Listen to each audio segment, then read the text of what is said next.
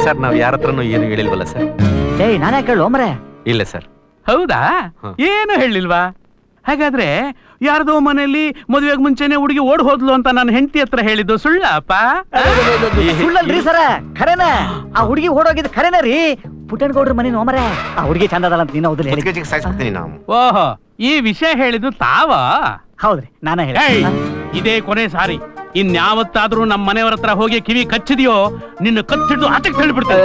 ಆತ್ ಬಿಡ್ರಿ ಸರ್, ಯಾರಂತ ಏನೂ ಹೇಳಂಗಿಲ್ರಿ. ಹಂಗ ಇನ್ನೊಂದ್ ಮನೆಯಾಗೂ ಏನೋ ನಡೆದಿತ್ತು, ಅದನ್ನು ಹೇಳಂಗಿಲ್ ಬಿಡ್ರಿ. ಕೆಲ್ಸ ನೋಡ್ರಿ. ಇವ್ರು ಹೋಗ್ಬಿಟ್ರಿ. ಬಾಯ್ ಬರ್ಕ ನೀನು ಅಮ್ಮಿಕೊಂಡ್ರೆ ಕೆನ ತಗತ್ತೀಯ? ಹಾಳು ಮಾಡಲಿ ನೀನು ಗಿರಿ ಸೆಕೆಂಡ್ ಮಾಡ್ಬೇಕಂತಿದ್ಯಾ ನೀನು? ಬಾಬಾ ಇಲ್ಲಿ ಬಾಯ್.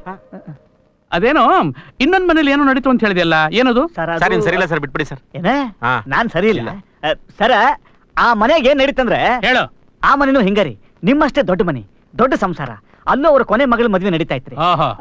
ಆ ಹುಡುಗಿನು ನಿಮ್ ಹುಡುಗಿ ಗತೆನ ಒಳ್ಳೆ ಆಪಲ್ ಗತೆ ಇದ್ಲು ರೀ.